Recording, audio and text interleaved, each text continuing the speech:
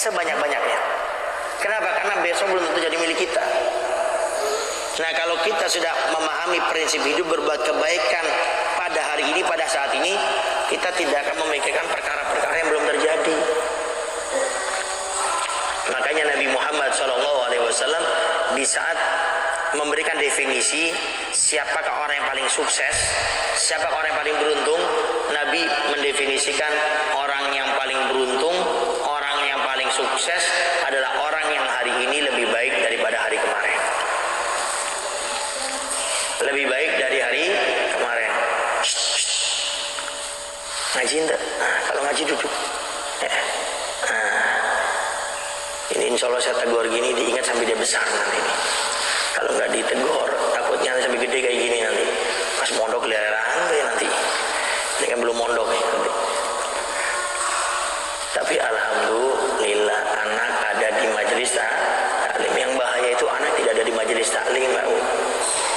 Sekarang ini ada anak kecil di luar sana, coba lihat ngapain? Megang HP, nongkrong sama temennya, belum lagi masalah bahasa.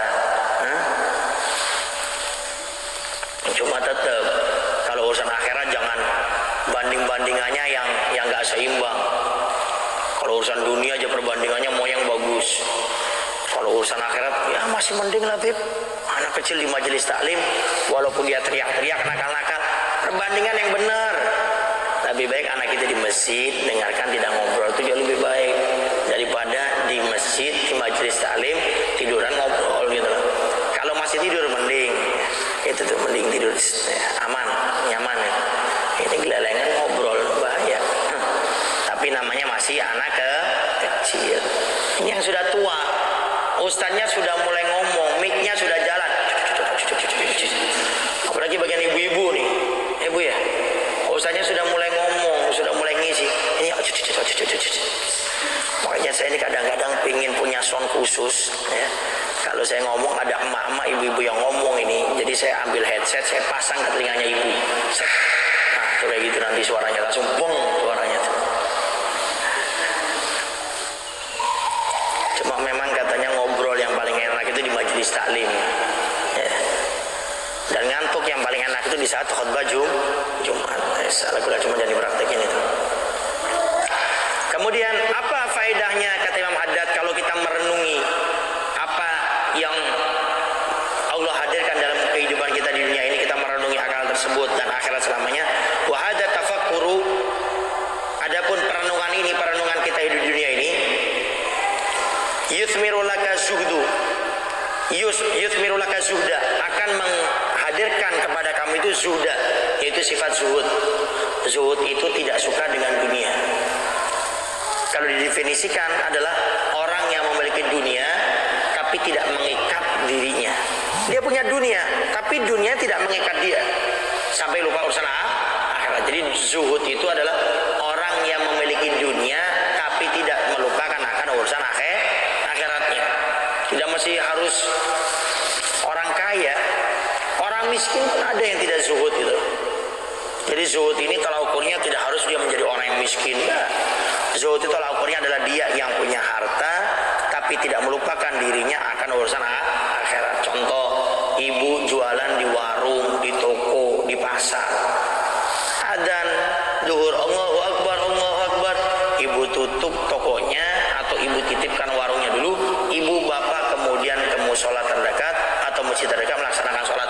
Ini namanya orang zuhud yang lebih mengedepankan urusan akhiratnya daripada urusan dunianya. Ini namanya adalah orang yang zuhud.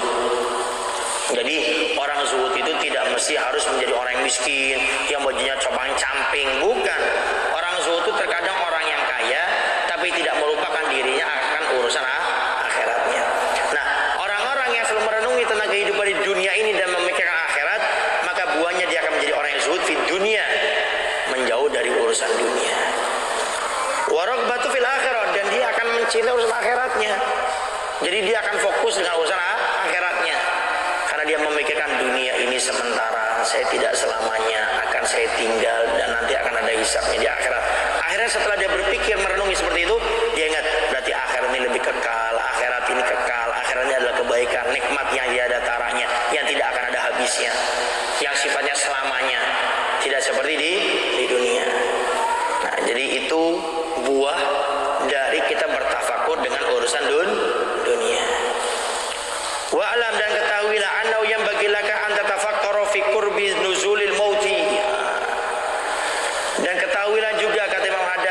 itu harus merenungi juga tentang dekatnya datangnya kematian. Ini sepaket. Jadi orang itu apabila ingin dihilangkan tentang urusan cinta kepada dunia, kuncinya itu adalah dengan mengingat kepada kematian. Makanya dalam kitab Muhaddad yang di atas kitab ini, yaitu kitab Nasihat Diniyah wal Wasaimaniyah, Muhaddad setelah menjelaskan tentang masalah tulul amal, panjangnya angan-angan, beliau mengatakan salah satu cara pemutus agar kita tidak panjang angan-angan urusan dunia adalah selalu mengingat kematian. Orang yang hari ini sedang menumpuk-numpuk harta, pelit untuk bersedekah, tidak mau bantu masjid, musola, majelis taklim, pesantren, perjuangan para ustadz ya ulama. Coba ingatkan dia kematian dikit-dikit. Pak, bagaimana kalau kamu meninggal dunia ini, hartanya akan ada tanggung jawabnya. Dan kalau kamu meninggal dunia, anak pun belum tentu ingat dengan kamu, belum tentu mau juga bersedekah. Maka hendaknya mumpung kamu masih hidup, disedekahkan. Nanti kalau kamu meninggal baru penyesalan. Nah, di saat dihadirkan seperti ini, maka apa yang akan terjadi? Kita akan menjadi orang-orang yang selalu tidak terikat dengan urusan dunia. Wa husulul hasrata wan nadamata badal fauti, dan mendapatkan kerugian dan penyesalan setelah meninggalkan dunia. Jadi kalau kita ini tidak mau merenungi akan kematian, nanti yang kita dapat adalah kerugian, penyesalan setelah kita meninggalkan dunia. Kalau Allah Ta'ala, Allah berfirman, Kul innal mautal ladzi tafirruna minhu fa innahu mulaqikum tsumma turaduna ila alimil ghaib wa syahada fayunabbiukum bima kuntum ta'malun. Kata Allah, kul, katakan wahai Muhammad Rasulullah, innal mauta, sesungguhnya kematian, allati tafirruna minhu, yang kamu lari dari kematian, enggak mau ketemu, pengen lari, enggak mau mendekat dengan kematian. Karena kalau orang diingatkan, Bu, Ibu nanti habis majelis taklim datangnya ke pintu sana, karena Pak Ustaz ada malaikat Israil nunggu di sana. Kira-kira gimana? Ya nggak mau menuju ke pintu sana. Ini gambaran saja. Atau apa? Nanti habis selesai kajian datangnya ke pintu sana, itu ada malaikat Israil di sana. Nggak mau datang. Tafiruna minhu. Kita lari daripada kematian tersebut, dari malaikat Israil tersebut.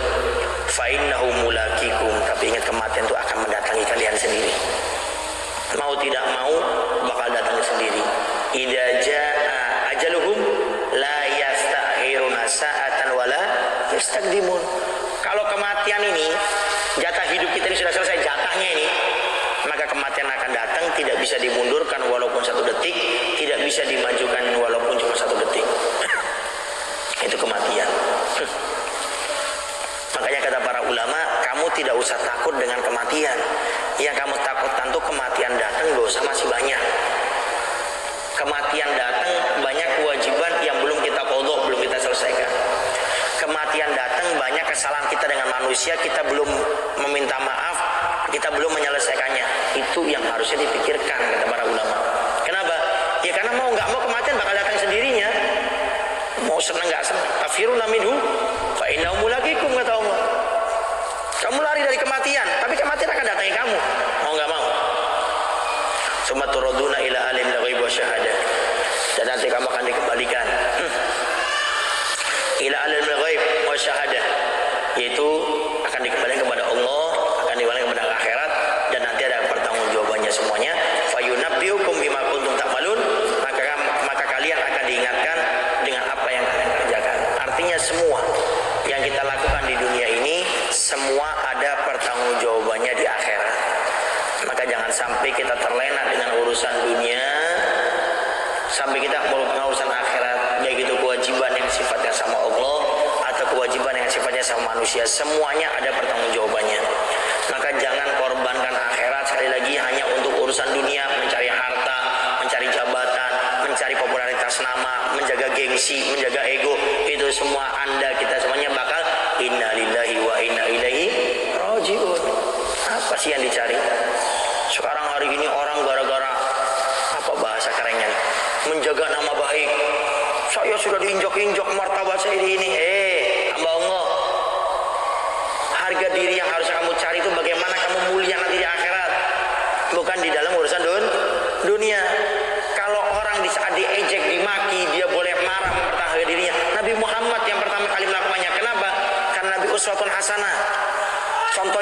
baik. Artinya akan dicontoh oleh kita semuanya, akan diikuti. Tapi lihat, Nabi dihina, Nabi dimaki, dilempari kotoran onta, Nabi biasa-biasa saja. Kecuali kalau sudah urusan agama, urusan Allah dan Rasulnya, baru tidak ada yang lebih marahnya melebihi Nabi Muhammad SAW.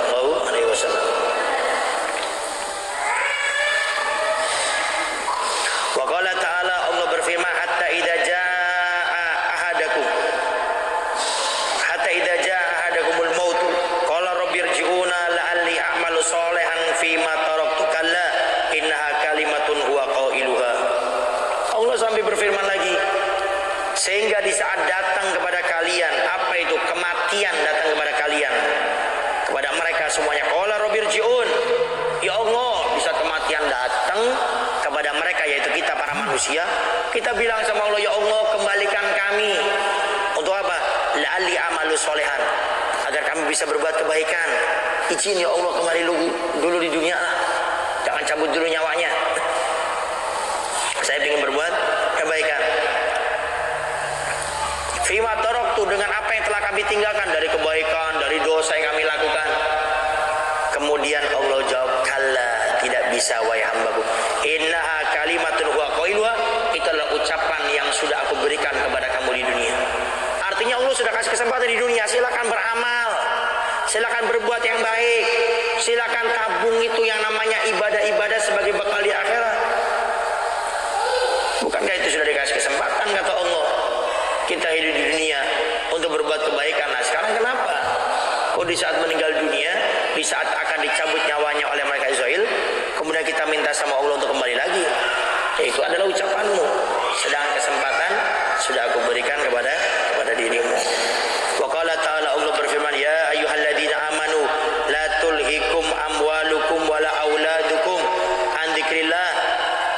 Wahai para manusia, kata Allah Subhanahu wa taala, orang-orang yang beriman, jangan engkau binasakan hartamu dan juga anak-anakmu dari berzikir kepada Allah.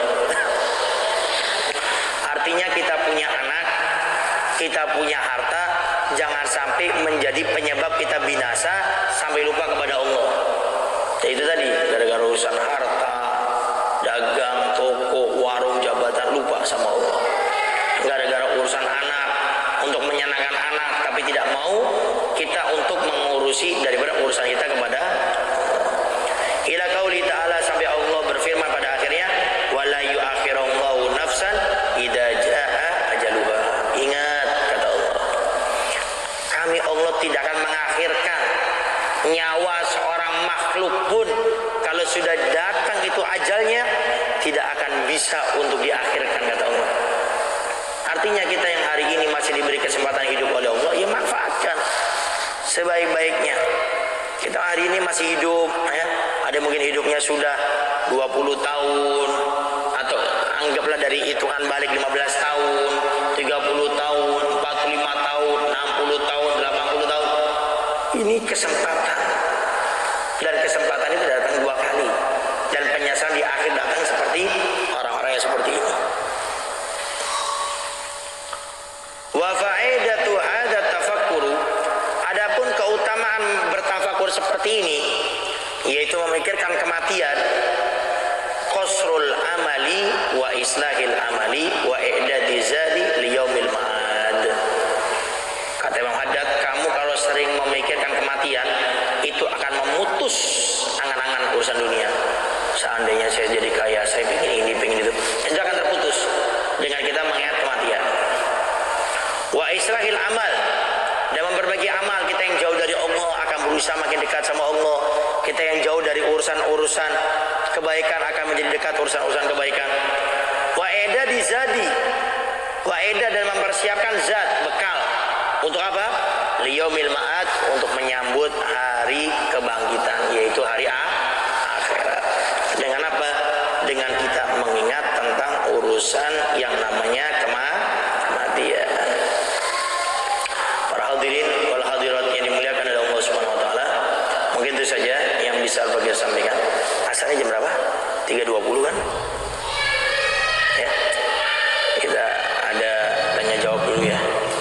Baik, mungkin itu saja yang bisa Al-Bagir sampaikan pada kesempatan kali ini.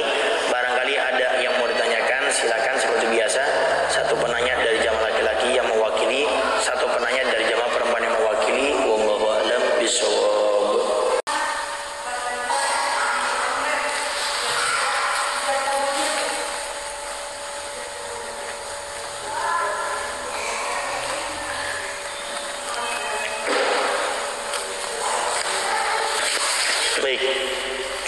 Bismillahirrahmanirrahim. Wallahu a'lam bishawab. Ada pertanyaan, bagaimana kalau kita sholat di sejadah kita ini ada laron, ya, bangkainya, baik itu bangkainya atau yang berkaitan dengan bangkainya, sayapnya, bagaimana? Salah satu syarat sahnya sholat itu harus suci dari badan kita, pakaian kita, dan tempat kita sholat. Sehingga kalau sejadah itu yang kita pakai ada bangkainya, ya, maka tidak sah. Lalu bagaimana kalau kita sholat baru nyadar ini ada laron, ya tinggal kita sentil aja, tinggal kita buang saja. Contoh di jari kita ini ada laronnya, tinggal kita ambil saja, kita pindahkan. Tapi bagaimana Ustaz kalau banyak? Contohnya kita tidak bisa untuk menghilangkannya, ya. Kalau banyak, lala sob al-faqih pernah baca, itu termasuk pengecualian, termasuk minal mustasnayat. Pengecualian itu kalau yang banyak tidak bisa untuk dihilangkan. Kayak contoh di sana bukan hanya laron. Kalau dicontohkan para ulama fikih itu adalah tainya cicak, ya, tainya cicak yang begitu banyak di salah satu masjid, ya.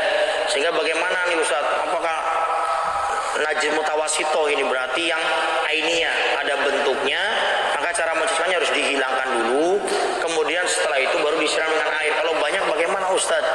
Nah, maka sebagian ulama mengatakan kalau sudah banyak sulit untuk dihilangkan, maka cukup kita sapu saja. Cukup kita sapu, ya, sekiranya tidak ada tai cicaknya tersebut, maka itu sudah diperbolehkan kalau yang tidak bisa untuk dihilangkan, ya. Tapi kalau masih sedikit tai cicak biasa, yaitu tetap hukumnya najis mutawasito yang sedang, namanya ainiyah. Cara mencucikannya ya harus dihilangkan bentuknya, ainnya dihilangkan. Setelah itu hukmiyah, tinggal ada bekasnya itu, ya, baik itu bau, rasa atau warnanya, ya tinggal disiram sekiranya air mengelilingi daripada najis tersebut yang sudah dihilangkan, itu sudah cukup seperti itu. Tapi kalau seandainya terlalu banyak seperti itu, maka itu dimaafkan, tidak jadi masalah. Kemudian juga Al-Faqih pernah membaca dan bertanya juga waktu itu, bagaimana kalau bangkainya yang tidak mengalir darahnya di saat kita sholat, kita baru menyadari, ya, di kaki kita ini contoh ada bangkainya semut, dan itu masih ada pendapat yang mengatakan dimaafkan, cuma ini pendapat lemah. Artinya ini pendapat seperti ini kita pakai kalau posisinya darurat, semutnya banyak, sulit untuk dipisahkan, dihilangkan, nah baru kita pakai pendapat yang seperti ini. Cuma jangan ngentengin, ya. Kalau buat pendapat-pendapat yang lemah untuk pendapatnya sendiri, kalau pendapat-pendapat yang kencang kasih ke jamaahnya, balik. Pendapat yang memudahkan itu kasih ke jamaah, ya. Pendapat yang kencang ustadznya yang megang, gitu loh. Pendapat-pendapat yang muktamad yang kuat itu ustadznya yang megang. Tapi pendapat-pendapat yang sekiranya agak mudah, biar jamaah ini ibadahnya tidak kesusahan, biar jamaah pun senang ke majelis taklim, baru kita kasih pendapat yang seperti itu, tidak jadi masalah. Kalau sekarang kan enggak, malah yang ngaji, yang mondok cari pendapat-pendapat yang lemah. Kenapa kamu kayak gini? Ini ada pendapat, ada qaul, ada khilaf di dalamnya, ini ada pendapat. Yang lemah-lemah diambil, tapi yang berat-berat jamaahnya yang dikasih. Ini kata guru kita Buya, ya, ini kurang ajar Ustaz kayak gini nih. Jadi mentang-mentang dia ngaji, mungkin pernah baca kitab apa itu, Rahmatul Ummah fi Ikhtilafi A'imah diantaranya, atau Fiqh Manhaji, yang tentang di dalamnya ada pembahasan 4 madhab sekaligus dalam perbincangan masalah hukum. Contoh hukum masalah bulunya kucing, bagaimana? Madhab Syafi'i, madhab Hambali, madhab Hanafi, madhab Maliki. Kemudian yang berat kasih ke jamaahnya, yang ringan dipakai untuk dia sendiri. Ini kurang ajar itu namanya. Artinya Ustadz harusnya lebih maksimal dalam memegang yang muktamad.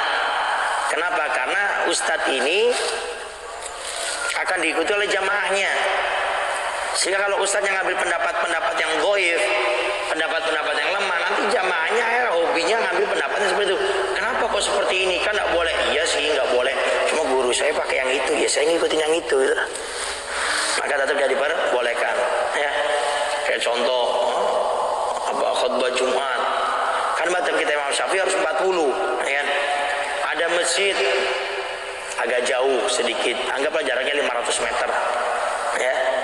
500 meter. Kemudian ada 200 meter ada masjid juga. Kita ambil yang 200 meter masjidnya. Tapi nggak nyampe 40 karena masjid yang 500 meter ini kebetulan sudah full. Sudah penuh kan boleh. Satu desa itu ada 2 masjid. Kalau masjid yang dipakai sholat Jumat itu sudah full, baru kita boleh mendirikan masjid lagi. Tetap disunahkan untuk iadah sholat duhurnya, sunahnya. Tapi kalau jamaahnya takut riwa nanti apa sih sudah Jumatan kok ngulang itu lagi, sudah tidak usah dipaksakan. Akhirnya kita ngambil masjid yang dekat yang 200 meter. Alasannya apa? Kan ada pendapat kan yang mengatakan bahwasanya jamaah 13-14 tidak apa-apa. Loh kenapa enggak yang ngambil yang sana? Kan itu kan penuh banyak, jauh kan ada pendapat. Ngapain repot-repot dalam hidupnya? Itu nggak boleh seperti itu. Apalagi seorang ustadz ya. Makanya alhamdulillah kita punya guru-guru ya, Ustaz Al-Fakir Syamarudi Dalwa, kemudian khidmat Ibu Yahya. Saya melihat guru-guru kita suka mengambil hukum-hukum yang mu'tamad, artinya yang banyak para ulama cenderung ke hukum yang lebih diikuti oleh para ulama, itu lebih dikedepankan. Karena seorang ustaz harus menyadari Anda ini adalah orang yang diikuti. Makanya ustaz itu kalau berbuat kebaikan itu pahalanya double, 2 kali lipat. Tapi kalau berbuat kejelekan juga double. Kenapa? Karena dia mengetahui ilmu. Wallahu a'lam bishawab. Kemudian bagaimana hukum belanja online dengan ijab kabulnya ya. Yang pertama kita bahas dulu tentang hukum jual beli online. Salah satu syarat sah jual beli itu harus melihat barang. Nah kalau jual online lihat barangnya enggak? Kan enggak. Cuma fotonya saja dan enggak tahu ini fotonya benar enggak, kan banyak orang nyesel kan, pesan warna biru datangnya hijau contohnya. Nyesel, mau apa ya, solusi apa belanja online. Dalam syariat diperintahkan kalau mau jual beli transaksi itu harus lihat barang, ada uang ada barang kelihatan. Biar apa? Biar tidak tertipu. Nah, sudah diajari. Nah tapi solusinya bagaimana Ustadz? Sekarang kan zaman modern, mungkin kita cari yang lebih murah, banyak diskonnya, bla bla bla bla bla bla bla semuanya itu. Maka boleh nanti akadnya bukan jual beli, akadnya adalah mesen salam. Jadi akadnya mesen, bukan beli. Kalau beli itu harus melihat barangnya. Maka nanti akadnya mesen, saya mesen ya. Nah, bagaimana nanti ijab kabulnya? Nah, ijab kabul itu memang harusnya kita ini mengucapkan si pembeli saya beli, si penjual mengatakan saya jual. Dan itu yang benar seperti itu. Termasuk di warung-warung. Tadi warung-warung kan jarang ya. Ibu ngasih duit pernah bilang saya beli. Ada pernah Bu bilang? Kemudian penjualnya bilang saya jual. Ada, harusnya seperti itu yang benar. Kalau enggak ya kita menyalahi aturan daripada ilmu fikih tersebut, bisa dapat dosa atau seperti itu. Tapi ternyata para ulama kita juga menjelaskan boleh, tidak menjadi masalah, tidak menyebutkan daripada ijab kabul si pembeli mengatakan saya beli, si penjual mengatakan saya jual, itu tetap diperbolehkan walau tidak menyebutkan sirah ucapan seperti itu. Cukup dengan kita memberikan uang dan si pembeli mendapatkan uangnya, itu sudah cukup ya, tanpa harus kita mengucapkan ijab kabul. Tapi sekali lagi selama bisa mampu yang mu'tamad harus tetap mengucapkan si pembeli. Di saat pembeli bilang saya beli, si penjual mengatakan saya jual. Wallahu a'lam. Jadi di saat uangnya sudah dapat, barangnya sudah dapat, maka itu juga sudah dinamakan ijab kabul. Wallahu a'lam bishawab. Baik, begitu saja yang bisa Al-Fakir sampaikan pada kesempatan kali ini ya. Subhanakallahumma wa bihamdika asyhadu an la ilaha illa anta wa astaghfiruka wa atubu ilaik. Itu saja yang bisa Al-Fakir sampaikan. Kurang